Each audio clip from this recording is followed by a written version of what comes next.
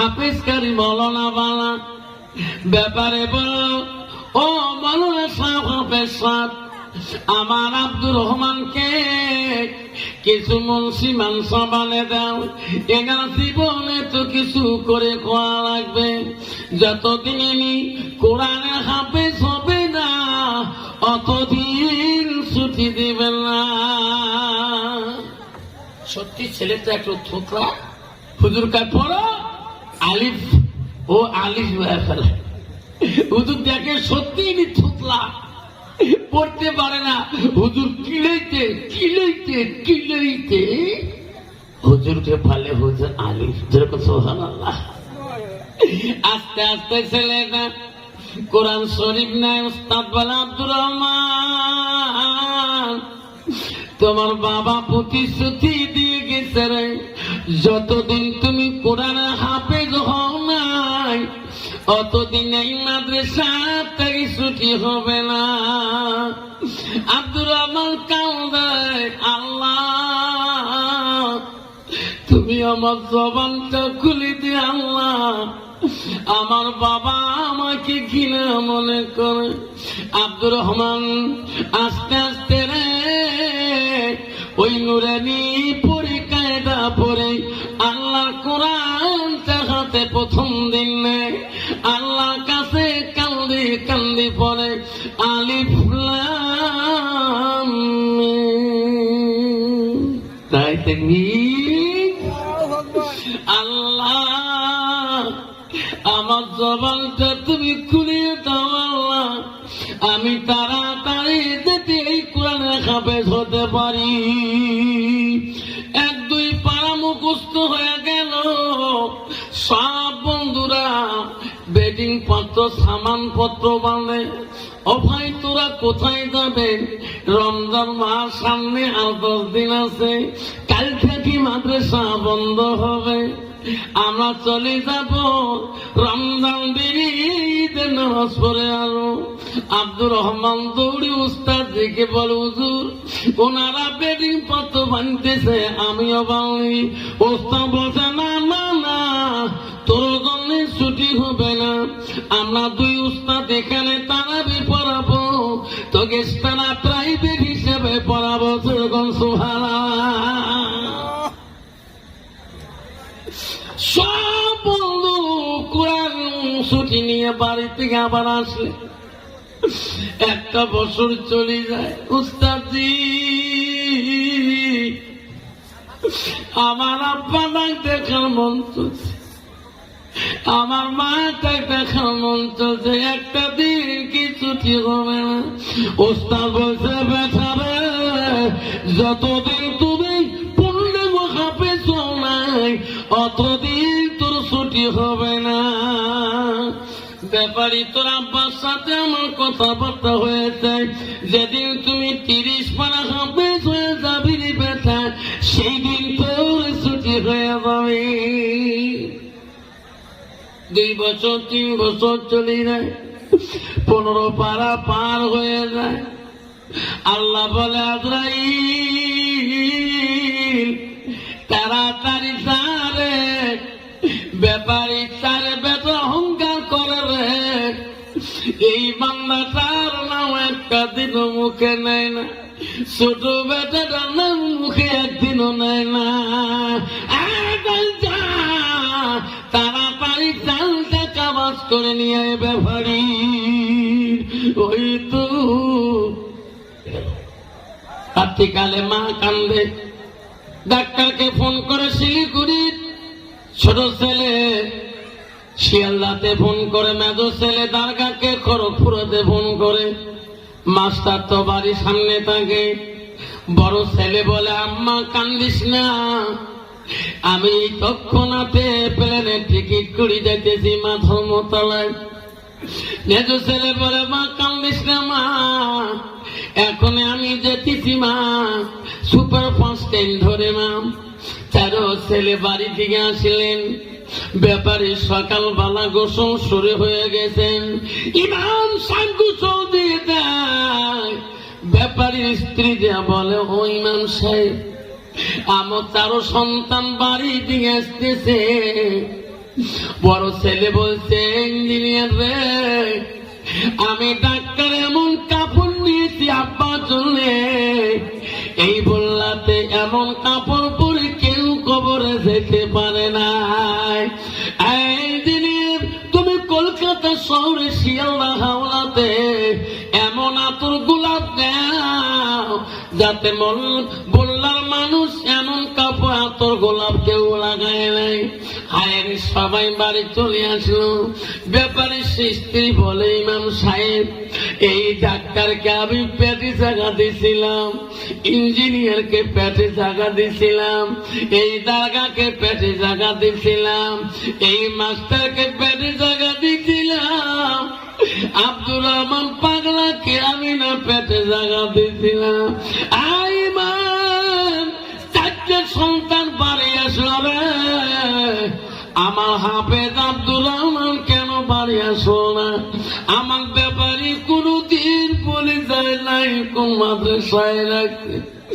ইমাম সাহেব, যতক্ষণ আব্দুর রহমান আসবে না অতক্ষণ আমার স্বামীর জানাজা তোকে আমি দিতে দেব না।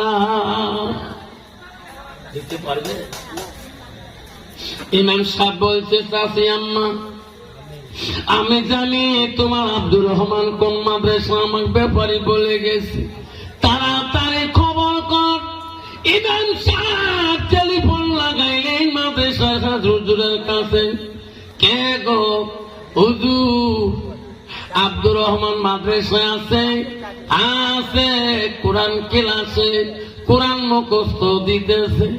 হুজুর, ব্যাপারী মারা গেছে না আব্বা, ছেলেটাকে আজকের দলে ছুটি দাও, মরণের খবরটা ওনার কানে দেন না, ছেলেটাকে বুদ্ধি করি বাড়ি থেকে পাঠিয়ে দাও। মাদ্রাসার খাটু যুবক আব্দুর রহমান, উস্তাদি কেন তুমি ক্লাস থেকে আমার অফিস রুমে আসো বাবা। অফিস রুমে আসলেন কেন উস্তাদি? তুমি পেন পরো, পাঞ্জাবি ভালো গায়ে দাও কেন? আমার গাড়ির পিছনে উঠো, আমি তোকে সঙ্গে করে নিয়ে তোর বাড়িতে যেতে চাই। আপনার বাবু উস্তাদি, আমার বাড়ির থেকে কোনো খারাপ খবর আছে নাকি গো? আমার আব্বাটা কেমন আছে, আমার মাটা কেমন আছে? ওস্তাদি আদি 4 বছর চলে যায়, কোনদিন আমাকে একটা দিনের জন্য ছুটি দেন নাই। মাঝে মাঝে আব্বা দেখার মন চলছে, মার চেহারাটা দেখার মন চলছে। ওস্তাদি কত কাঁদছিলেন, তোমার সামনে একদিনও ছুটি দেন নাই, আজকে কেন গো আমার সঙ্গে নিয়ে আমার বাড়িতে যান?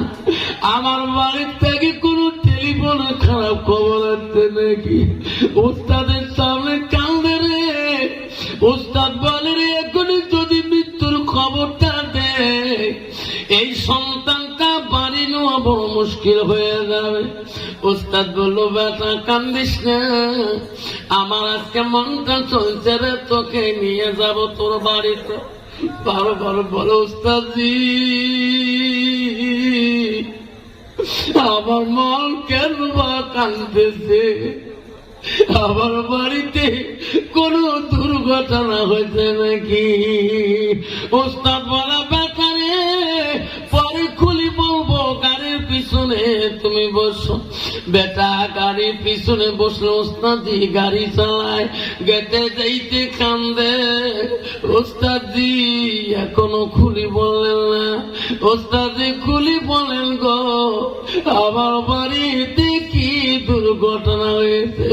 ওস্তাদি বলেন, বাড়ির কাছাকাছি পৌঁছে গেলেন, হাজার হাজার মানুষ টুপি মাথায় দিয়ে যায়, ওই ব্যাপারে বাড়ি দেখে।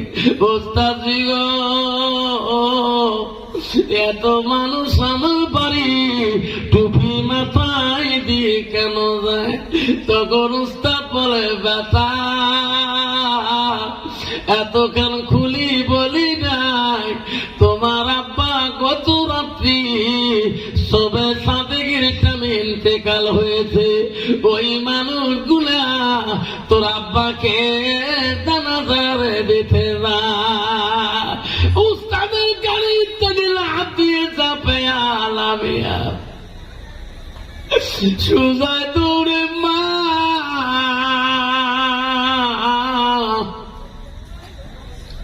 শোনাব, এত মানুষের মাছ দিয়ে দৌড়ে মা দেখে রে, এত মানুষ আমার স্বামীকে মাটি দিতে আসতেছে, আমার আব্দুর রহমান কেন আসে না? মা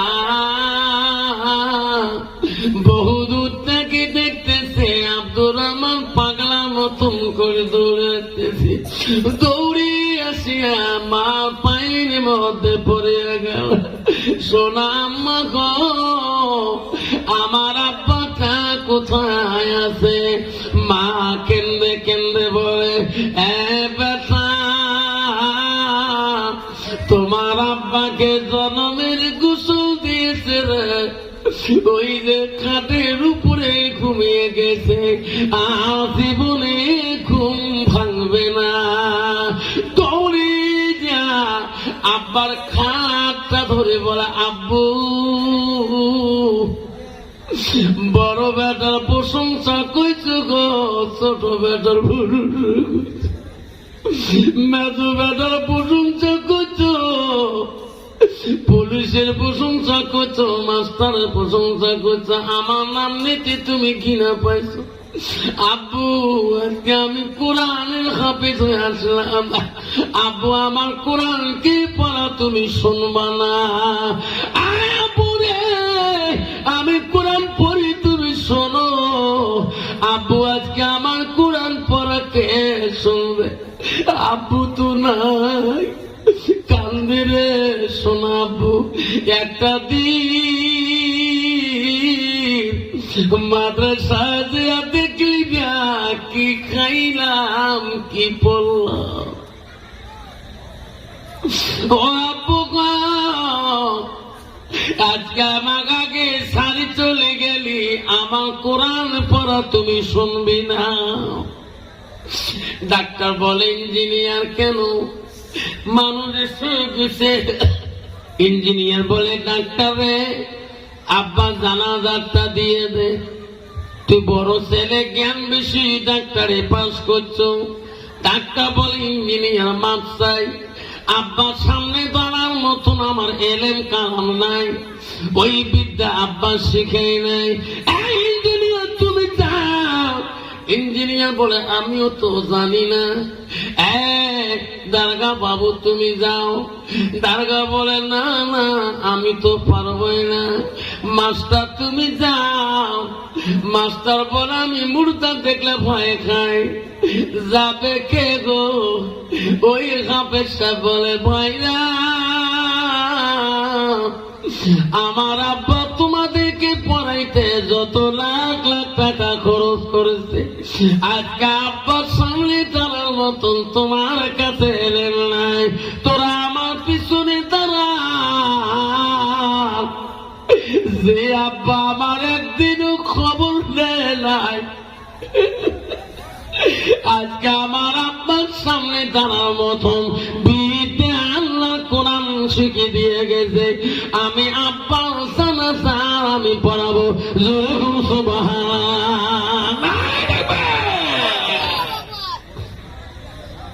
আব্দুর রহমান সামনে যখন দাঁড়াইয়া আব্বা জানাজার দেয়, আল্লাহু আকবার, কান্দে, আল্লাহ আমার আব্বাকে তুই মাফ করবি নি? আল্লাহ, আল্লাহ আমার আব্বাকে মাফ করে দাও। আল্লাহ আমার আব্বাকে তুমি ক্ষমা করে দাও, তুমি রহমান, তুমি বড় দয়ালু, আমার আব্বাকে তুমি মাফ করে দাও। আবার কান্দে, আল্লাহু আকবার, আল্লাহু আকবার। আল্লাহ আমি তার সন্তান, নবী বলছে আওলাদুল সালিহুন ইয়াদউ লাহু, নিঃসন্তানের দোয়া কোনদিন বিফলে যায় না। নবী বলে নেক সন্তানের দোয়া সরাসরি কবুল হয়ে যায়। আব্দুর রহমান যখন সালাম ফিরাইবে আল্লাহ বলে আব্দুর রহমানের চোখের পানি আমি আল্লাহ সহ্য করতে পারি রে ফেরেশতারা তোরা সাক্ষী থাকে যাও ওই ব্যাপারীর কবুল আমি মাফ করে দিলাম। যুলকুল সুবহানাল্লাহ। আব্বাজন শোনাচ্ছেন না আল্লাহ নবী বললেন মান সালাকা তারিকান ইলতাবিসু ফি ইলমান। আব্বারে যে ছেলেটার ভিতরে ইলম কালাম থাকবে বাবা সেই ছেলেটা কোনদিন হারাম বস্তু খাবে না, গাঁজা খাবে না, মদ খাবে না, ট্যাবলেট খাবে না, বিলেতি মদ মুখে দিবে না, নেশা জাতীয় বস্তুর মুখে দিবে না। যদি তার ভিতরে আল্লাহর কালাম তা থাকে যেরকম